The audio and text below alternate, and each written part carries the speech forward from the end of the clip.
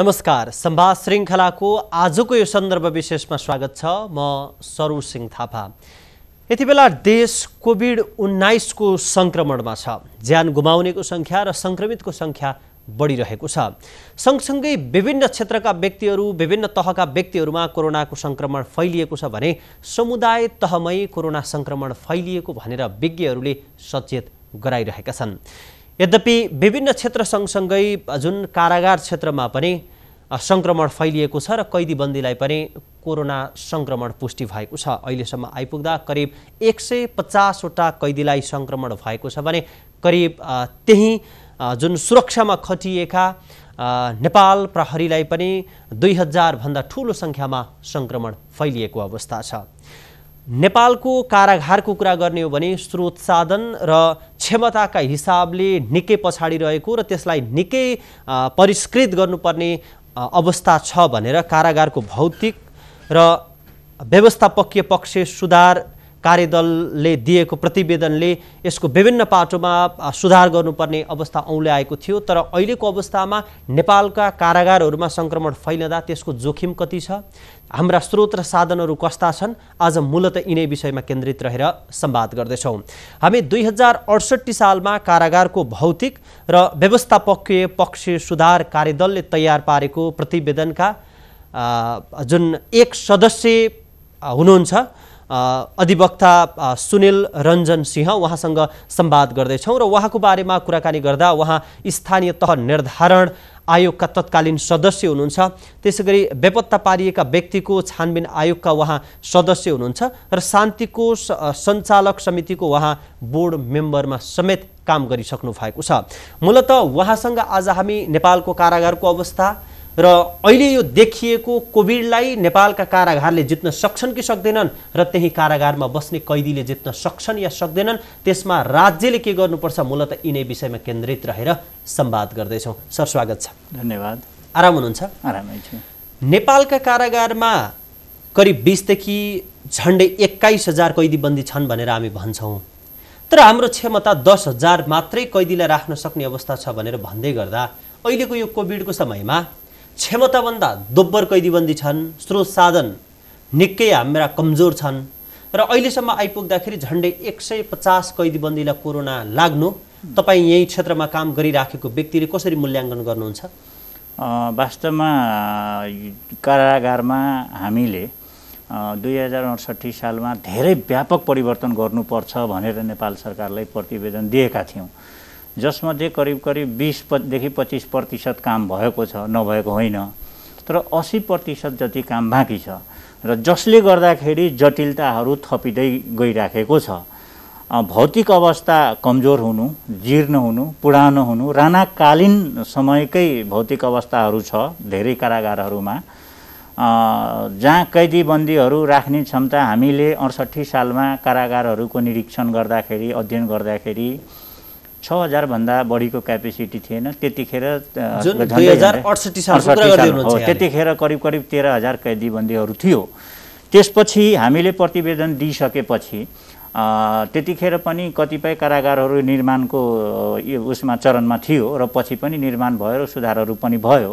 हुँदै गर्दाखेरि 10,000 भन्दा बढी क्यापेसिटी नेपालको छैन। त्यो कोरोना भन्दा पहिलाको अवस्था म भनिराखेको छु र करिब 20-21,000 कैदीबन्दी हुँदाको अवस्थामा त्यो अवस्था जटिल छ, भयावह छ र त्यसमा कारागारभित्र हेर्दाखेरि त्यो घन्टौँसम्म कैदीबन्दीहरू दाजुभाइ दिदीबहिनीहरूले दिशा पिसाबको लागि लाइन लाग्नुपर्ने, स्वस्थ पानीको अवस्था छैन, सुत्ने ठाउँ हुँदैन हेर्नुहोस्, व्यायामको ठाउँ हुँदैन हेर्नुहोस्, श्वास फेर्न गाह्रो छ, सफोकेसन छ भन्दा पनि हुन्छ र क्राउडिनेस धेरै छ त्यहाँ, जसले गर्दाखेरि यो कोरोनाको लागि त्यो हट स्पट हो, उसको लागि एकदम फेभरेबल त्यो कन्डिसन हो र जुन किसिमले अहिले कोरोना कैदीबन्दीहरूमा देखिएको छ त्यो कोरोनाको कहर एकदमै बढी व्यापक रूपमा बढ्न जान्छ। किन भन्नुहुन्छ भने सोसियल डिस्टेन्सिङ जुन छ त्यो त्यहाँ मेन्टेन हुन सक्दैन।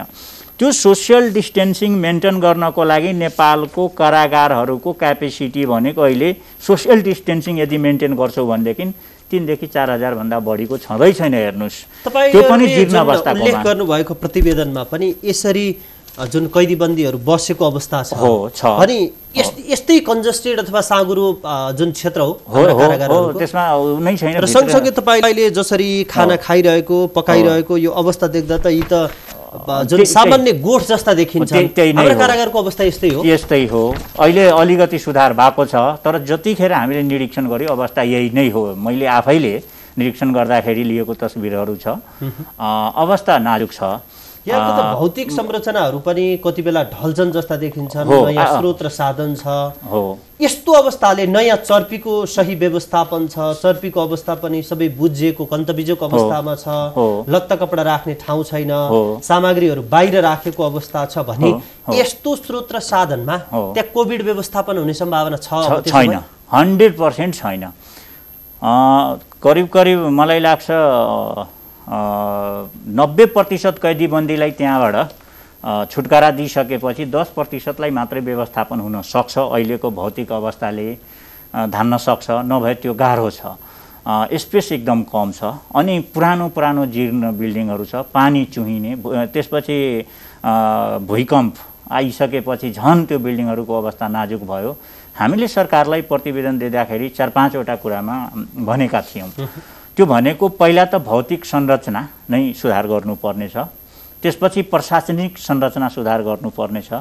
प्रशासनिक संरचनामा पनि भएको दरबन्दी अनुसार कर्मचारीहरू नजाने, त्यहाँ कर्मचारीहरू जाँदाखेरि सजाय आफैले भोग्न आएको जस्तो फिल गर्ने र सुरक्षाकर्मीहरूको नेपालको कारागारमा सुरक्षामा खटिएका सुरक्षाकर्मीहरूको अवस्था पनि नाजुक छ। हेर्नुहोस् है, उहाँहरूले पनि त्यही भौतिक संरचनामा बस्नुपर्ने हुन्छ, त्यही सुरक्षा दिनुपर्ने हुन्छ। संक्रमी जो व्यक्ति कैदीबन्दी हुनुहुन्छ उहाँहरूले त कष्टकर जीवन बिताउनु पर्यो, सँगसँगै उहाँहरूको सुरक्षामा खटिने सुरक्षाकर्मीको अवस्था पनि अत्यन्त नाजुक छ। हेर्नुहोस् है, किनभनेदेखि भौतिक संरचनै त्यही छ, त्यो भएको हुनाले त्यो पर्नुभयो। सँगसँगै त्योभन्दा पनि अर्को पनि जस्तै त्यहाँ स्वास्थ्यको अवस्था हामीले मापन गर्दाखेरि स्वास्थ्य सेवा कमजोर छ।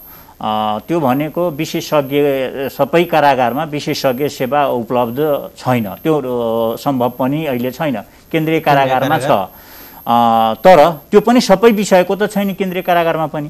अब मान्छेहरू त्यो हाम्रो वास्तवमा कारागारको कन्सेप्ट भनेको सुधार गृह हो। हामीले कारागारलाई त्यो कस्तो एक किसिमले हाम्रो मानसिकता र हाम्रो ऐन कानुनले पनि यातना गृहको जस्तै त्यहाँ मान्छेले पाउँदो रहेछ। कारागार भन्यो तर यातना गृह जस्तै हो, त्यसलाई भन्दा पनि केही फरक नपर्ला, तर त्यो त वास्तवमा सुधार गृह हो नि। त्यसो भए हाम्रो अहिले राज्य सञ्चालन गरिराखेका व्यक्तिहरू उहाँहरू पनि लामो समयसम्म अधिकांश नेताहरू त्यही कारागारमा समय बिताएर आउनुभएको थियो भने अहिले उहाँहरू सत्तामा पुगिसके पछाडि जुन जेललाई त सुधार गृह भनिन्छ, तर स्टिल अहिलेसम्म त्यो यातना गृह चाहिँ किन भइरहेको छ?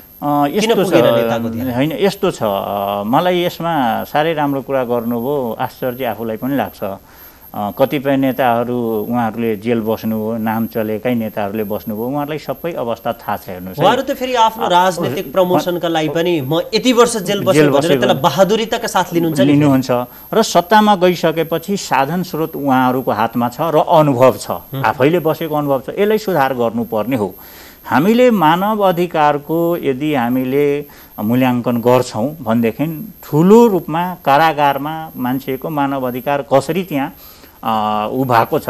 कोही मान्छे जानी अपराध गरे होला अथवा कोही नजानी गरे होला, तर जब सुधार गृहमा हामी पठाउँछौँ भनेदेखि राज्यको दायित्व हो त्यसलाई सुधार गर्नुपर्ने। तर हाम्रो देशको यो कारागारहरूको अवस्था हेर्दाखेरि हामीले के हेरिराखेका छौँ भनेदेखि तपाईँको कैदीलाई र बन्दीलाई छुट्टा छुट्टै राख्नुपर्ने एकै ठाउँमा राखेका छौँ, रोगीलाई निरोगीलाई एकै ठाउँमा राखेका छौँ। हेर्नुहोस् है, एकदम बढी क्राइममा इन्भल्भ भएको अपराधीलाई र जो बन्दीको रूपमा गएको छ त्यसलाई पनि त्यहीमा, त्यो एउटा अपराधको लर्निङ सेन्टरको रूपमा पनि भइराखेको। एउटा त क्राउडिनेस त्यहाँ छ, अर्को अपराधको लर्निङ सेन्टर हो। भनेपछि कारागारमा मान्छेलाई सुधार गृहमा मान्छेलाई किन पठाइन्छ भन्दाखेरि उहाँहरूले गर्नुभएको अपराध फेरि अब सुध्रेर निस्कियोस्, फेरि समाजमा आइसकेपछि नदोहोरियोस्। त्यसको लागि नै हो। तर हाम्रो ऐन कानुनमा पनि कस्तो छ भनेदेखि कसैले यदि अपराध भोगिसक्यो भनेदेखि उसले फेरि सरकारी सेवामा प्राप्त अनुकूलता उसले अनुकूल अनुसार उसले पाउँदैन, ऊ अयोग्य हुन्छ। यो उसलाई अब म सरकारी सेवा पनि अयोग्य भएँ, मेरो एज पनि गयो, समाजले हेर्ने दृष्टिकोण पनि त्यस्तै छ, म त्यहाँ गएपछि झन् निरोगी भएँ भनेपछि फेरि जानी नजानी फेरि अपराधमा इन्भल्भ हुने अवस्था पनि छ। स्रोत र साधनको कुरा, त्यहाँको अवस्थाको कुरा, जुन त्यसमा जोडिएका हाम्रा ऐन र कानुनका पनि जसरी यहाँले चाहिँ कुरा जोड्नुभयो, यी सबै कुरा गर्दाखेरि सुधार गृह बिग्रेको कुरा सपार्नका लागि पठाएको ठाउँबाट त्यो व्यक्ति झन् बाहिर निस्किँदाखेरि चाहिँ कस्तो भनेर निस्किन्छ, त्यसको मनोविज्ञान कस्तो हुन्छ? त्यही त कुन जुनीको पाप गरेको थिएँ जसले गर्दाखेरि म नेपालको जेलमा जानु पर्यो भन्ने पक्कै उहाँहरूलाई हुन्छ। हेर्नुहोस्, त्यो त उहाँले महसुस गर्नुहुन्छ। त्यहाँनिरको त्यो परिस्थितिले व्यक्तिलाई एउटा मानसिक रूपमा टेरर गरेको जस्तो यहाँका कुरा सुन्दाखेरि देखिन्छ भने उसको मनोविज्ञान बाहिर निस्किँदा कस्तो हुन्छ? तपाईँ त लामो समयसम्म यस्तो छ, बाहिर निस्किसकेपछि हाम्रो समाजमा थोरै कैदीबन्दीहरू फिट हुनुहुन्छ। हेर्नुहोस्, काम गर्नलाई, एडजस्ट गर्नलाई गाह्रो छ। हेर्नुहोस्, एउटा हाम्रो समाजमा पनि यो अपराध भोगेर आइसक्यो अपराधी भन्ने किसिमको मानसिकता हो, कानुनले पनि त्यस्तो होइन। हेर्नुहोस्, मान्छे मैले भने अपराध कसैले जानेर गर्छ अथवा नजानेर गर्छ, गरिसक्यो, कोही अपराधी नै छ भनेदेखि त कानुनले उसलाई सजाय दिएको छ, त्यहाँ गएर उसले पश्चाताप गरेर लाइफलाई उसले परिवर्तन गरेर आउनुपर्ने छ। हेर्नुहोस्, कारागारको कन्सेप्ट के छ भनेदेखि त्यहाँ गएर शिक्षा पनि उसले हासिल गर्नुपर्छ है। हेर्नुहोस्, त्यहाँ गएर मान्छेले आफ्नो खास गरेर 15 वर्षदेखि लिएर 50 वर्षको बढी कैदीबन्दीहरू त्यहाँ हुनुहुन्छ, त्यो लाइफको प्राइम टाइम त्यहाँ चाहिँ वेस्ट भएको हुन्छ र राज्यले पनि त्यसको सदुपयोग गर्न पाएको छैन। त्यो भनेको राज्यले तपाईको सामुदायिक सेवामा लाउनु पर्ने, न उहाँहरूको व्यक्तिगत जीवन परिष्कृत भएको छ, न उहाँहरूको सामुदायिक जीवन परिष्कृत भएको छ। राज्यले पनि केही पाएको छैन, उहाँहरूले पनि केही पाउनु भएको छैन। राज्यको लगानी भयो, झन् बढ्दै गयो। तपाईले जस्तै खुला कारागारमा लगिदिएको भए, सामुदायिक सेवामा त्यहाँबाट लगिदिएको भए, हामीले प्रतिवेदनमा दिएका छौँ, ऐन कानुनमा पनि त्यो हुँदै आएको छ, तर त्यो कार्यान्वयन भएको छैन। त्यो भए त राज्यको पनि बर्डन कम हुन्छ नि। तपाईलाई हामीले यतिसम्म भनेका थियौँ कि खर्च कम गर्नलाई राज्यले अब जस्तै दिशा पिसाबाट बायोग्यास त बन्छ नि, इलेक्ट्रिसिटी त बन्छ नि, त्यो कुराहरू त्यो त वेस्टेज हुन्छ र त्यसको वातावरण झन् त्यहाँको भौतिक संरचनाले त्यो दिशा पिसाबको त्यो ग्यासले गर्दाखेरि झन् उहाँहरू बिरामी हुनुहुन्छ। हेर्नुहोस्, त्यो अवस्था छ। त्यस्ता कुराहरूलाई म्यानेज गर्न सक्छ, राज्यको खर्च बच्न सक्छ। त्यो कुराहरूमा ध्यान पुर्याइएको छैन। भनेपछि स्वस्थ पानी पाएको छैन, स्वास्थ्य पाएको छैन, शिक्षा पाएको छैन र अहिलेको यो कोरोनाको महामारीमा, कोभिड-19 को महामारीमा त्यस्तो क्राउडिनेसमा बस्दाखेरि सुरक्षाकर्मीको लाइफ थ्रेटमा छ, कैदीबन्दीको लाइफ थ्रेटमा छ र राज्यलाई पनि बर्डन छ, आर्थिक रूपले पनि छ। हेर्नुहोस्, राज्यलाई राष्ट्रिय अन्तर्राष्ट्रिय ठाउँमा देखाउनलाई पनि एकदम गाह्रो छ, किनभने मानव अधिकारको त्यो मापन नै एकदम लो स्तरमा गयो। त्यो भएको हुनाले मानव अधिकारको पाटोमा अन्तर्राष्ट्रियकरणका अथवा भनौँ अन्तर्राष्ट्रिय विभिन्न चाहिँ सन्धिहरूमा हामी हस्ताक्षर गरेको राष्ट्र छौँ भने हाम्रो कारोबार अथवा हाम्रो त्यहाँभित्रको स्रोत र साधन विश्व परिवेशलाई देखाउन सक्ने छ र भने छैन। मैले त्यही भन्दै थिएँ, अन्तर्राष्ट्रिय दस्तावेजमा त नजाउँ, नेपालकै संविधानले त मान्छेलाई स्वास्थ्य वातावरण, स्वास्थ्यको हक, स्वास्थ्य तपाईको सुरक्षित आवास, खाद्यान्नको छ, त्यो के पनि त्यहाँ प्राप्त हुँदैन। हेर्नुहोस्, एकदम हामी मौलिक हकमा राखेको संविधान हो, त्यो पनि त्यहाँ छैन। मौलिक हकबाट पनि वञ्चित गरिएको अवस्था छ, गरिन्छ। अनि यस्तोमा राज्यले ध्यान दिने कि नदिने? आज कोरोनाको महामारी छ, भोलि योभन्दा ठुलो महामारी आउन सक्छ। हामीले ध्यान दिएनौँ भनेदेखि यसलाई त तपाईँको फास्ट ट्र्याकमा गर्नुपर्ने सुधारहरू हो। हेर्नुहोस्, र फेरि धेरै लगानी पनि त्यो हामीले प्रतिबद्ध भयो भनेदेखि, गुणस्तरमा ध्यान दियौँ भनेदेखि, मैले गुणस्तरको कुरा किन उठाइरहेको छु म त्यसमा पनि भनौँला, त्यहाँ सुशासन कायम गर्यो भनेदेखि धेरै लामो यसमा धेरै समय पनि हामीले खर्चिनु पर्दैन, धेरै खर्च पनि हुँदैन। त्यो ठाउँमा धेरै भ्रष्टाचार भइरहेको छ। त्यसमै म भ्रष्टाचार भन्दाखेरि पनि के भनौँ भनेदेखि, जस्तै द्वन्द्वकालमा धेरै कारागारहरूको पनि त्यहाँ ध्वस्त भयो, त्यसको शान्ति निर्माण तथा पुनर्निर्माण मन्त्रालयले केही कारागारहरू बनायो। चाहिँ कपिल वस्तुमा भयो, दोलखामा, यिनीहरूको कारागार कामै लाग्ने छैन, यो सुरक्षाको दृष्टिकोणले अयोग्य छ भने हामीले प्रतिवेदनमा दिएको थियौँ। त्यो त वेस्टेज गयो नि, त्यसलाई सुधार गर्नु। के कारणले गर्दा तीहरू प्रयोगै गर्न नसकिने? प्रयोग गर्ने इन द सेन्स त्यसको त्यहाँको झ्यालको स्ट्रक्चर, त्यहाँको ढोकाको स्ट्रक्चरहरू देख्दाखेरि कैदीबन्दीहरू जतिखेर पनि फुत्केर भाग्न सक्ने अवस्था, त्यहाँ इन्भाइरोमेन्टको हिसाबले इन्भाइरोमेन्ट फ्रेन्डली थिएन, यस्ता अवस्थाहरू बनिसकेपछि कारागार बनाउँदाखेरि पनि यो कुराहरूमा ध्यान दिनुपर्ने हुन्छ। हामीले त्यतिखेर प्रतिवेदनमा उल्लेख गरेका थियौँ। त्यो अब अलिअलि सुधार हुँदैछ। तपाईँको यहाँको सेन्ट्रल कारागारलाई हामीले केन्द्रीय कारागारलाई हामीले नुवाकोटमा लानु र त्यहाँ करिब 800 रोप्ने जग्गा छ र त्यो पर्याप्त हुन्छ भनेर हामीले त्यतिखेर सिफारिस गरेका थियौँ। हुन त काम त त्यहाँ सुरु भएको छ, तर त्यसलाई कति वर्ष लम्ब्याउने? अनि हामीले क्षेत्रीय कारागार पनि 5-6 वटा क्षेत्रीय कारागारलाई एकदम फास्ट ट्र्याकमा यसलाई बनाउनु पर्ने हुन्छ हामीले भनेका थियौँ। तपाईँलाई म उदाहरण दिउँ, जलेश्वरको कारागार प्रत्येक वर्षको बाढीमा त्यो कारागार डुबेकै हुन्छ। हेर्नुहोस्, पुरा जलेश्वरै डुबेको हुन्छ कारागार त, बाँकी एउटा त पुरानो जीर्ण त्यहाँको भौतिक संरचना छ र पानी त्यहाँ डुबेको हुन्छ। अब हेर्नुहोस्, त्यस्तो अवस्थामा बत्ती पनि जान्छ, लामखुट्टेको आक्रमण पनि त्यहीँ हुन्छ भने त्यो क्राउडिनेस त्यहीँ छ। केही समय सर्लाहीको तपाईँको कारागार सञ्चालनमा थिएन, त्यताको धनसामा त कारागारै छैन, त्यहाँको कैदीबन्दीलाई लगेर जलेश्वरमा राखिन्थ्यो र त्यहाँको त्यो अवस्था छ भने कहाँ खाना पकाउने, कहाँ दिसा पिसाब गर्न जाने, त्यो कुराहरू हामीले सोच्नु पर्दैन। कारागारको वास्तवमा जुन किसिमले हामीले कन्सेप्ट लियौँ, यो 1971देखि यो कारागार नेपालमा त्यसको कन्सेप्ट आयो, त्यहाँ राख्ने कुराहरू भयो कैदीबन्दीहरूलाई, त्यो बेलादेखि अहिलेसम्म आउँदाखेरि हामीले धेरै प्रगति गर्नु पर्थ्यो, त्यसमा हामीले चासो दिएकै छैन। अङ्कमै जाने हो भने नि, जसरी जुन बेलाबाट अहिलेसम्म हामी जुन किसिमको जुन अवधारणा अवलम्बन गरेर जुन कारागारको विकास गऱ्यौँ, आजसम्मको दिनसम्म आइपुग्दाखेरि हामी त्यसलाई विकास गर्ने पाटोमा यदि अङ्कमै जाने हो भने 100 नम्बरमा चाहिँ हामी आजको दिनमा कहाँ छौँ? हामी 20% भन्दा बढी छैनौँ। 80% सुधार गर्नुपर्नेछ यो ठाउँमा र त्यो हाम्रै लागि हो। हेर्नुहोस्, त्यो भनेको समाज सँगसँगै विकृति पनि आउँछ, समाजमै अपराध पनि हुन्छ। अपराध निर्मूल समाजको हामीले कल्पना गर्न सक्दैनौँ र अपराध गरेका व्यक्तिहरूलाई लगेर त्यहाँ सुधार गराउनु पर्ने, सुधार गृहको रूपमा त्यसलाई राख्नुपर्ने आवश्यकता छ।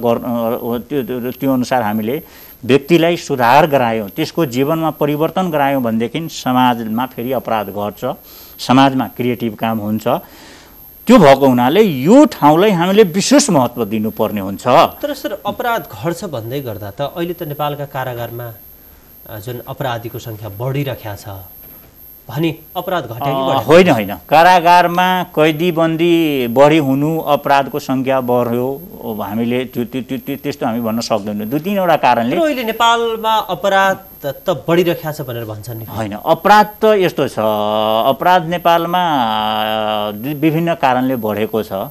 त्यतातिर पनि हामी नजाउँ, अथवा गयौँ भनेदेखि त्यसका धेरै कारणहरू छ। हेर्नुहोस्, एउटा सुशासनको अवस्था हुन्छ, गरिबीको अवस्था हुन्छ, शिक्षाको अवस्था हुन्छ, मान्छेमा त्यो बढी इगोनेसको कुराहरू छ, होइन, महत्त्वाकांक्षाको कुराहरू, त्यो कारणले अपराध बढ्दै जान्छ। तर कैदीबन्दीको सङ्ख्यालाई हेरेर नेपालमा अपराध बढ्यो भन्नु हामीले फेरि त्यहाँ गल्ती गर्छौँ। हेर्नुहोस् है, कैदीबन्दी 2-3 कारणले बढ्दै गइराखेको छ। एउटा त जनसङ्ख्याको वृद्धिले गर्दा, जसरी समाजमा मैले अघि पनि भने समाजको उत्पत्तिसँगै गतिशीलतासँगै अपराधको पनि हुँदै आउने हो र तपाईँको नयाँ टेक्नोलोजीले, सुरक्षाकर्मीको ज्ञानताले गर्दाखेरि अपराधीहरू समातिनु एउटा नयाँ प्रविधिको विकासले गर्दाखेरि पनि हो। अर्को तपाईँको न्यायपालिका जो नयाँ ऐन कानुनहरू, फौजदारी अपराध संहिताहरूले पनि सानो सानो क्राइममा पनि तपाईँलाई जेल पठाउने किसिमको प्रावधानले गर्दाखेरि अहिले 2074 सालपछि मान्छेहरूको त्यहाँ फ्लो बढिराखेको हामीले पाइराखेको छौँ। सँगसँगै जुन कुरा तपाईँले भन्नुभयो यो कुरामा जुन फौजदारी अपराधको कुरा गर्नुभयो साना साना विषयमा पनि जेल पठाउने भन्ने कुरा चाहिँ निकै चर्चाका साथ सुनिन्छ। खास यस्तो किन भइरहेको छ? यस्तो छ, हाम्रो कस्तो छ भन्नुहुन्छ भनेदेखि हामीले प्रतिवेदन दिँदाखेरि 3-4वटा क्राइटेरिया छुट्याएका थियौँ। एउटा त सामुदायिक उसमा लानुपर्ने, र अहिलेको ऐन कानुनमा पनि छ, जस्तै 3 वर्षदेखि कम सजाय तोकिएको छ भनेदेखि त्यसलाई सामुदायिक कारागारमा पठाइदिने, सामुदायिक उसलाई सेवा भनिन्छ। हेर्नुहोस्, त्यो भनेको विद्यालयको काममा 2 घन्टा खट्छ भनेदेखि उसको 1 दिन काउन्ट हुन्छ। त्यो विद्यालयसँग एग्रिमेन्ट गरिन्छ, स्थानीय तहसँग एग्रिमेन्ट गरिन्छ, त्यस्तै अरू सामाजिक संस्था जसले काममा लाओस्। अनि त्यहाँ गएर त्यो 3 वर्ष कमका कैद भुक्तान कैदमा गएका व्यक्तिहरू उहाँहरूले गएर त्यसमा चाहिँ काम गर्नुहुन्छ र उहाँहरूको अरू 2 घन्टा पछिको जुन समय हुन्छ त्यसमा उहाँहरूलाई पैसा दिने हो, श्रमको त्यहाँ सदुपयोग हुन्छ। त्यसपछि 3 वर्षभन्दा बढीको सजाय छ, फेरि तपाईँको त्यसलाई खुला कारागारमा राख्ने, तर केही सजाय जस्तै हिनियस क्राइमहरू तपाईँको बलात्कारदेखि लिएर यिनीहरूको राज्य विरोधीका जघन्य अपराधका बाहेकलाई खुला कारागारमा पठाउन सकिन्छ। अनि त्यहाँ क्राउडिनेस कम हुन्छ, त्यसले राज्यले पनि त्यसको फाइदा लिन्छ। हेर्नुहोस्, त्यो हामीले गर्नै सकेका छैनौँ। हेर्नुहोस्, र हामीले जतिखेर अध्ययन गरेका थियौँ त्यतिखेर पुरुष कैदीबन्दीको मात्रै होइन, महिला कैदीबन्दीको पनि अवस्था हामीले नाजुक पाएका थियौँ। हेर्नुहोस्, र महिला दिदी बहिनीहरूसँग उहाँहरूको कतिपय बच्चाहरू बाध्यता पनि हो, आमासँग त्यो अट्याचमेन्ट हुन्छ, हरेक कुरा त्यही भौतिक संरचनामा ती बालबालिकाहरू पनि राखिएको थियो। कानुनले पनि अहिले भन्छ 2 वर्ष मुनिको त राख्नै पर्यो होइन, त्यहाँ आमा छ भने। अब त्योभन्दा माथिको पनि परिस्थिति हेरेर भन्छन्, अनि उसको विकास हुन सक्दैन। हेर्नुहोस्, त्यो भएको हुन त्यसैको लागि मैले के भन्छु, एउटा त जो म्याच्योर कैदीबन्दी छ उसको शिक्षाको पनि प्रबन्ध हामीले त्यहाँ कारागारभित्र गर्नुपर्ने हुन्छ। एउटा त्यो बालकहरूको लागि पनि गर्नुपर्ने हुन्छ। हेर्नुहोस्, बाल सुधार गृह 5-6वटा ठाउँमा छ यो देशमा। पहिला सुरुमा भक्तपुरबाट सुरु भयो, तर त्यो बाल सुधार गृहमा पनि हामीले जुन किसिमको त्यहाँ हुनुपर्ने एउटा स्ट्रक्चर मेकानिजम त्यहाँ हामीले फुलफिल गर्न सकिरहेका छैनौँ।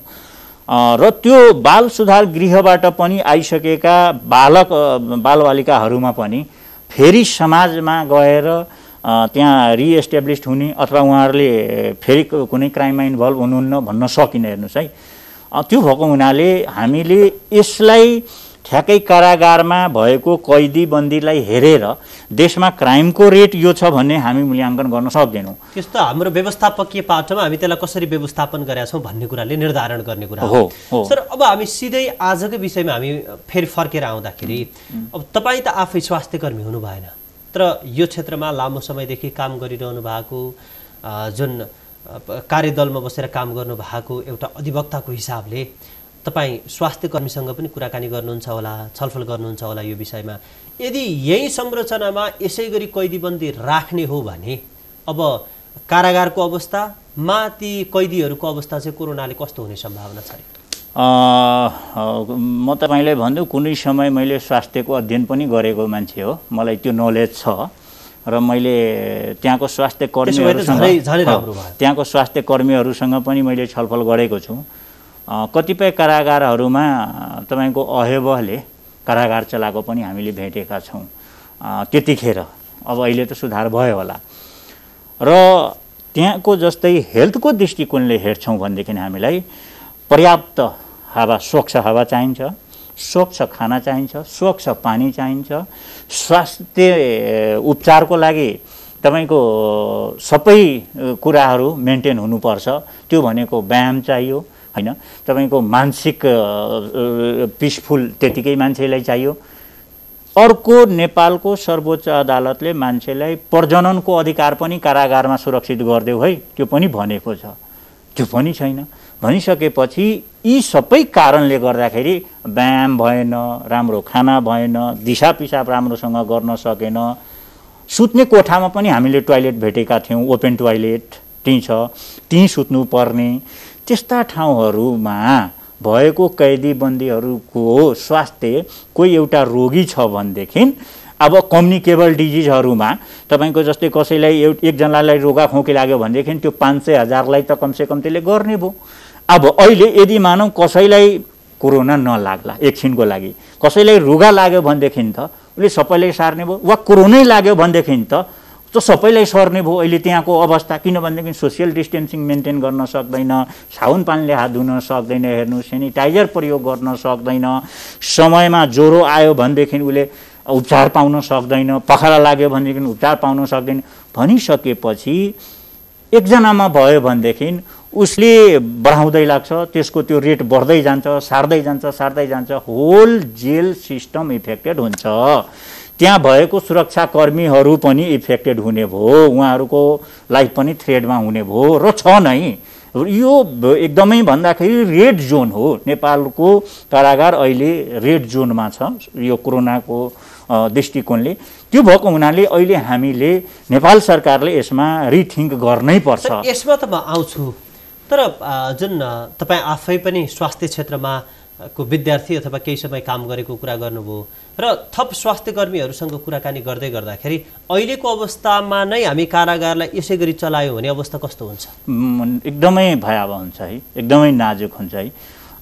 स्वास्थ्यमा तपाईँको एउटा त विशेषज्ञमा पनि तपाईँको अहिले धेरै किसिमको विशेषज्ञहरू हुनुपर्छ। ठिक छ, त्यहाँ तपाईँको प्राइमरी ट्रिटमेन्ट कारागारमा होला, तर जिल्लामा त एभाइलेबल हुनु पर्यो। हामीसँग अहिले नेपालमा 74वटा कारागार छ भनिसकेपछि जिल्लाकै सदरमुकामहरूमा विशेषज्ञ सबै विशेषज्ञको सेवा छैन भनेदेखि त उसले कसरी पाउँछ त? हामी आम पब्लिकले नपाइराखेको ठाउँमा तपाईँको कैदीबन्दीले कसरी पाउँछ? एकदमै जटिलता भयो भनेदेखि तपाईँको मानौँ एउटा हिमाली क्षेत्रको कैदीबन्दीमा स्वास्थ्य अवस्था बिग्रियो, अथवा तराईमा भयो, अथवा एकदम विकट क्षेत्रको जिल्लामा भयो भनेपछि उसलाई त काठमाडौँ ल्याउनु पर्यो। अब काठमाडौँ त ल्याउनलाई साधन स्रोत हुनु पर्यो, हेर्नुहोस् उसले आदेश लिनु पर्यो, सुरक्षाको व्यवस्था मिलाउनु पर्यो ल्याउनलाई। यहाँ आइसकेपछि फेरि त्यही किसिमले उपचार हुनु पर्यो भनिसकेपछि यो किसिमको मेकानिजम हामीसँग छैन। हेर्नुहोस् है, अब एउटा त मान्छेलाई जो राज्यको कानुन अनुसार हामीले कस्टडीमा राखेका छौँ भनिसकेपछि उसको उपचार गराउनु त राज्यको दायित्व हो। मान्छे बाहिर छ, उसलाई रोग लागेको छ भने उसले ल ठिक छ सरकारी सेवा राम्रो नपाउला भनेदेखि प्राइभेटमा जाला, देश विदेश जाला, सम्पत्ति बेचेरै जाला पैसा नभएपछि। तर त्यहाँ त उसँग पैसा पनि छैन, स्वतन्त्रता पनि छैन, हामी थुनिराखेका छौँ। त्यो दायित्व त हाम्रो हो नि, राज्यले त्यो दिनुपर्ने हो नि। त्यो अवस्था एकदम नाजुक छ। हेर्नुहोस् त्यतातिर हामीले ध्यान पुर्याउनै सकेकै छैनौँ। सर, अब अहिले यदि चाहिँ अहिलेको अवस्थालाई सुधार गर्न सकिएन भने यो कोभिडको अवस्था कारागारबाट नै भयावह हुन्छ भन्ने यहाँले निष्कर्ष निकाल्दै गर्दा केही समय अगाडि राज्य व्यवस्था समितिले पनि जुन कागज गरेर कैदीलाई चाहिँ पठाउनु भन्ने सुझाव दिएको थियो। अब अवस्था भयावह बन्छ भनेर तपाईँले पनि भन्नुहुन्छ, देख्दाखेरि घटनाहरूले पनि त्यस्तै देखाउँछन् भने सरकार किन यो विषयमा मौन छ, किन काम गर्दैन सरकार? यस्तो छ, हिजो पनि तपाईँको केन्द्रीय कारागारमा एकजना कैदीको मृत्यु भयो, 4 जनाको मृत्यु भयो, 1 जनामा यो कोरोना पुष्टि भयो, अरूको आउन बाँकी छ। र अरू कारागारहरूमा पनि सबै कैदीबन्दीहरूको परीक्षण गर्यो भनेदेखि हिजोको रिपोर्ट आजको रिपोर्टमा जसरी 150 जनाको आइरहेछ त्योभन्दा धेरै नै सङ्ख्यामा छ। हेर्नुहोस् धेरै नै सङ्ख्यामा छ, जसले गर्दाखेरि त्यहाँको भौतिक अवस्थादेखि एकदम नाजुक छ, स्वास्थ्य अवस्था नाजुक छ, त्यहाँ सोसियल डिस्टेन्सिङ मेन्टेन हुनै सक्दैन, सरसफाइ हुनै सक्दैन। हेर्नुहोस् स्वास्थ्य हामीले व्यवस्था पुर्याउन सक्दैनौँ। त्यो भएको हुनाले राज्य व्यवस्था समितिले भनेअनुसार नेपाल सरकारले यसमा ध्यान दिनुपर्छ, मेरो आग्रह छ। अब कतिपय पुराना 10%, 15%, 25% हाम्रो कानुन पनि के हो भनेदेखि तपाईँको त्यहाँको जेलरले र त्यहाँको सिडिओले सिफारिस गरेर तपाईँको यो कारागार व्यवस्थापन विभागमा पठाउनु पर्यो, त्यहाँबाट गृह मन्त्रालयमा जान्छ, गृह मन्त्रालयले क्याबिनेटमा जान्छ, क्याबिनेटले सिफारिस गरेपछि राष्ट्रपतिजीले स्वीकृत गर्नुपर्छ त्यो कैदीबन्दीको सजाय माफी मिनाको लागि। त्यो प्रक्रियाहरू वास्तवमा लामो छ भनिसकेपछि राज्यले यस्तो महामारीको बेला राज्यले चाह्यो भने त्यो गर्न सक्ने होइन। राज्यले यस्तो बेलामा तपाईँको फेरि यही नाउँमा तपाईँको खुङ्खार अपराधीलाई छोडिदिनुपर्छ भन्ने पनि होइन। त्यो राज्यसँग रेकर्ड छ। जसले खुङखार अपराध गरेको छ, जसलाई छोड्नै मिल्दैन भनिसकेपछि त्यो 3-4 हजारमा सीमित हुन्छ। बाँकीलाई त तपाईँको कागज गरेर पठाउँदा मेरो विचारमा कुनै घाटा छैन। त्यो अनि आवश्यकता पर्यो त्यो मान्छेहरूलाई निगरानी राख्ने। प्रत्येक ठाउँमा हाम्रो सुरक्षा निकायका युनिटहरू छ। सुरक्षा निकायमा त्यो रिपोर्ट हुन्छ, त्यो राखे हुन्छ। स्थानीय सरकार छ, लगत हुन्छ। यो मान्छे जेलबाट आएको छ, उसलाई निगरानी राख्नु। उसले कुनै अपराध गर्यो, कुनै क्राइम गर्यो भने फेरि तुरुन्तै त उसलाई त झिक्न सक्यो नि। तर सोसियल डिस्टेन्सिङ मेन्टेन गर्ने हो कारागारमा भने खुङखार अपराधीहरूलाई जसलाई अदालतले घोषणा गरिसक्यो अन्तिम चरणमा, त्यस्तोहरूलाई राखेर बाँचबाँकीलाई रिलिज गर्नै पर्छ। कागज गराएर तपाईँ अहिले जानुस्, पछि आवश्यकता भयो, तपाईँको चालचलन ठिक भएन, समाजमा तपाईँले फेरि अपराध गर्नुभयो भनेदेखि तपाईँले ल्याइनेछ भनेर छोड्दा कुनै घाटा छैन। हेर्नुहोस्, अहिले ज्यान जोगाउनु बेला छ। अहिले फेरि यसमा जुन पीडित पक्षहरू छन् उनीहरूको त फेरि गुनासो रहला, होइन मैले त्यही भन्दैछु। यो अवस्थाले मध्यनजर राखेर जस्तै पीडित पक्षहरूको त त्यो खुङखार अपराधीहरूलाई त छोड्नै हुँदैन। मैले पनि भनिरहेको छु, अब त्यो गऱ्यो भनेदेखि झन् अपराध बढ्छ, झन् त्यो पीडितहरू झन् पीडामा जान्छ। जो मिनिमम तपाईँको ऊ छ, कसैको 5,000 10,000 पैसा नतिरेर पनि जेलमा बस्नु परेको छ, 2-4 महिना बाँकी छ, त्यस्ताहरू मलाई लाग्छ 50% भन्दा माथिकोहरू छ।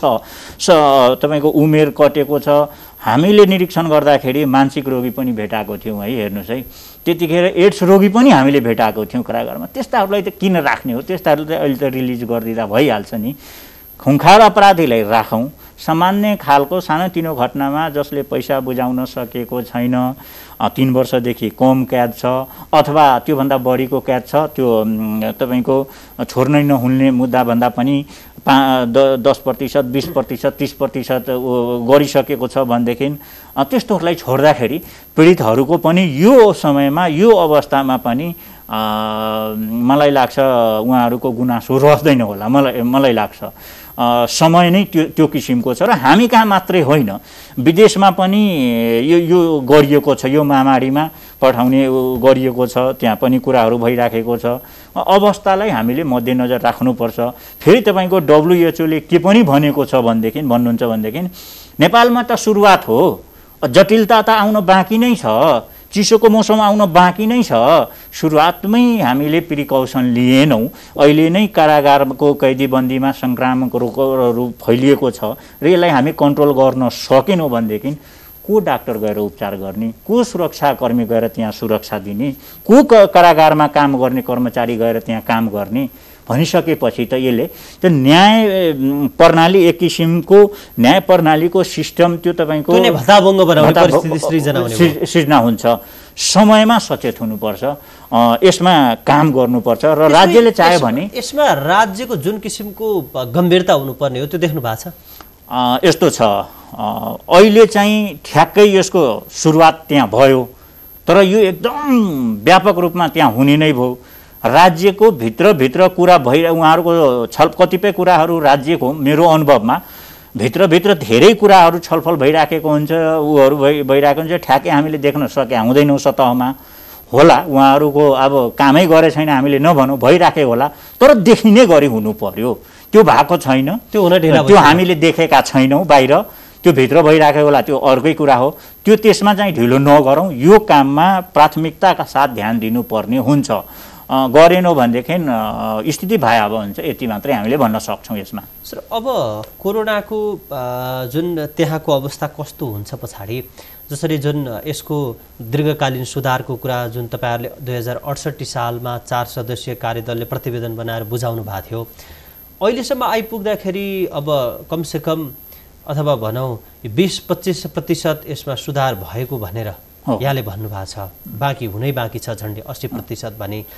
अहिलेका गृहमन्त्री जुन सरकारमा आइसके पछाडि सबभन्दा पहिला उहाँ कारागार निरीक्षण गर्ने यो सुधार्छु भनेर निकै तात्तिएर लाग्नु भएको थियो, तर पनि खासै अवस्था सुध्रेन किन? म पनि त्यतिखेर कारागारहरूको निरीक्षण गर्दाखेरि नाम नभनौँ, मन्त्री समेत भइसकेका कति मान्छेहरूलाई मैले जेलमा त्यतिखेर पनि भेटेको थिएँ, उहाँहरूसँग कुरा गरेँ। उहाँहरूको पहिलो त्यही कुरा हुन्थ्यो कि निस्केपछि कारागार सुधारको लागि हामी लाग्छौँ।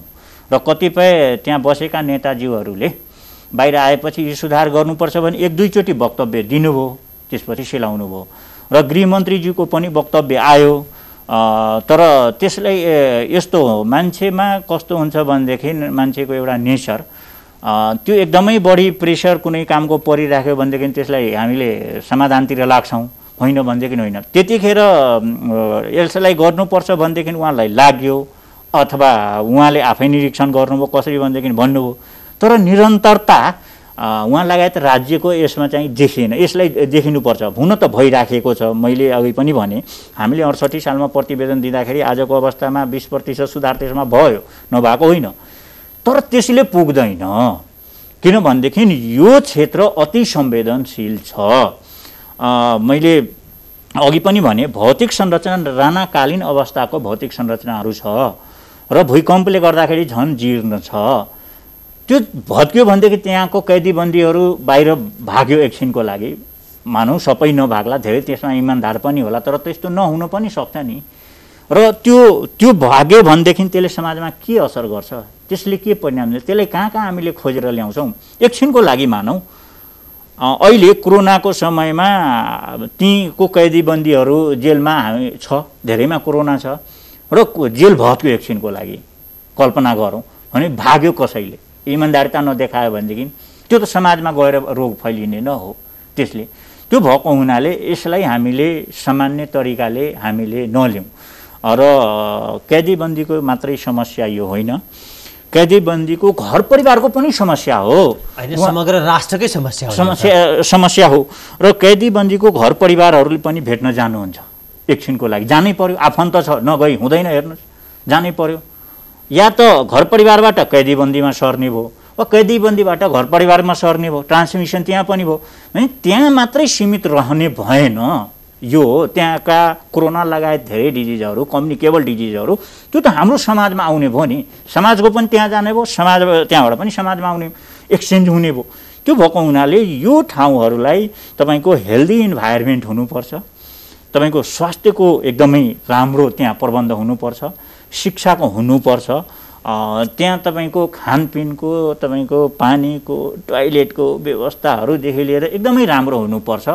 किनभनेदेखि नभए हामीले यातना गृह नाम दिन्छौँ, सुधार गृह नाम किन हामीले दियौँ। हुन त हाम्रो नेपालमा अहिले कारागार भनिराखेका छौँ, सुधार गृहको रूपमा हामीले त्यसलाई चरणमा लग्दैछौँ। त्यसमा हामीले बढी से बढी फोकस हुनुपर्ने हुन्छ, ध्यान दिनुपर्ने हुन्छ, नभए अवस्था त एकदमै जटिल नै छ र हुन्छ पनि। र अन्त्यमा तपाईँ यस क्षेत्रमा लामो समयदेखि क्रियाशील रहेको हिसाबले राज्यलाई दिने सुझाव कुनै छन्? राज्यलाई दिने सुझाव हामीले आफ्नो यसमा भनिसकेका छौँ। तैपनि राज्यलाई म के भन्छु भनेदेखि यो सेक्टरलाई एकदमै बढी ध्यान दिएर बजेट निकासा गरेर हुन्छ कि नीति ऐन कानुन परिवर्तन गरेर हुन्छ कि यो सेक्टरलाई बढी से बढी ध्यान दिएर सुधार गर्नुपर्छ। एउटा अहिलेको कैदीबन्दीहरूको स्वास्थ्य, मान्छेको स्वास्थ्य नै सबभन्दा ठुलो धन हो, स्वास्थ्यको हिसाबले उहाँहरूको जीवन बचाइदिनुपर्छ। तेस्रो यसको दीर्घकालीन रणनीति बनाउनु पर्ने राज्यको त्यो दायित्व ती हेरिदिनु पर्ने हुन्छ। यो तीनटामा हामीले अहिले राज्य लाग्नुपर्छ। विशेष आर्थिक प्याकेज को यसलाई आवश्यकता छ, विशेष यसलाई कानुनी सुधारको आवश्यकता छ र विशेष यसलाई तपाईँको नीतिगत सुधारको आवश्यकता छ। अहिले राज्यले यो तीनटा कुरामा ध्यान दिएर यसमा चाहिँ हामीले लाग्नुपर्छ, नत्र भने अवस्था नाजुक हुन्छ। समयमै सचेत हौँ, सुरक्षित हौँ, सबैको आफू पनि बचौँ र अर्कालाई पनि बचाउँ। मेरो राज्यलाई सुझाव यही छ। हस्, यहाँलाई महत्त्वपूर्ण समय र संवादको निम्ति म आभार व्यक्त गर्छु। हस्, धन्यवाद तपाईँले पनि। दर्शकबिन, उहाँ हुनुहुन्थ्यो अधिवक्ता सुनिल रञ्जन सिंह। उहाँसँग नेपालका कारागारको अवस्था र त्यहाँ सङ्क्रमितहरू बढिरहेको अवस्था र आगामी दिनमा अब नेपालका कारागारमा कोरोनाको जोखिम र सन्तास यसरी बढ्दै गर्दा के गर्नुपर्छ, त्यसको व्यवस्थापन कसरी सम्भव छ भन्ने विषयमा मूलतः केन्द्रित रहेर संवाद गर्यौँ। नयाँ पात्र र विषयका साथ पुनः उपस्थित हुनेछौँ। नमस्कार।